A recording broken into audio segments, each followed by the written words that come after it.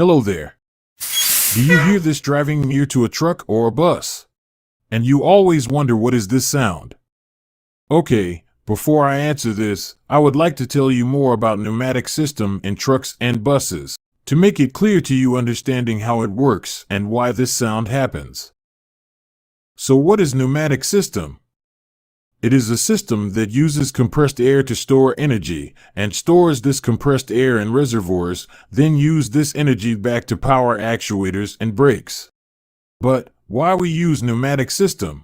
There is many advantages of using it, but I think that the most important thing about pneumatic system is safety. Yes, pneumatic system can be designed to be naturally safe. For example, trucks and buses that uses pneumatic brakes can't start movement if there is a failure or leakage at the air reservoirs. So any leakage happens and the air pressure drops, so the parking brake actuated automatically and the vehicle stops. As the parking brakes uses the compressed air to release, not to actuate brakes, as it naturally actuated by spring. Now, what is the working principles of pneumatic system? As we said, it depends on compressing air to store energy and using it for actuation in other systems. So, we could divide the air cycle into two parts. Air charging process. And second, using the compressed air. Getting to the first part, which starts with air compressor, that usually takes its movement from the engine. And this compressor works with reciprocating mechanism, which depends on using pistons to compress the air.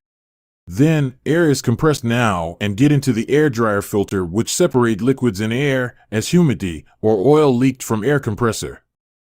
Now, the air is compressed, treated, and ready to be stored. So the air is sent to the air reservoir, but before it get into it, the air passes through pressure monitoring and distribution phase, in which we find the safety valve and the distributor valve.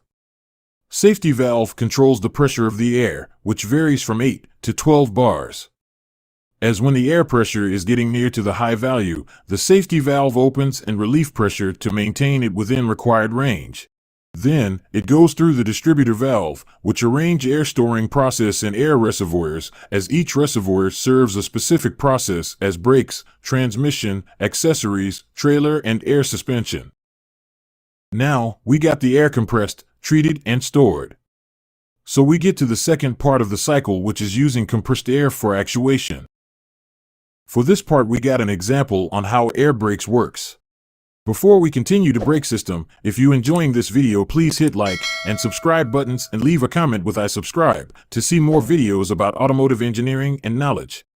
So, how air brakes works? Air brakes simply consist of brake value sensor, brake relay valves, brake chambers, and hoses to transfer air.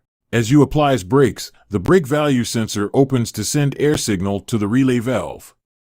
So the relay valve take this signal and opens the pass for the air to get from brake air reservoir to brake chamber. Then, air inside the chamber pushes the control arm to apply brakes. Easy, isn't it? But, do you remember this sound? When you release your foot, the brake value sensor closes, so the air in the brake chamber get back to the relay valve again and relieved from it, producing this sound. If you enjoyed this video and want to see more advanced videos about air compressor components, electrical system of brakes, and more content, please let us know in the comments by typing "release more videos about this," and I will try my best to answer all of your comments. And also feel free to tell us your feedback and suggestions. Hope to see you here again.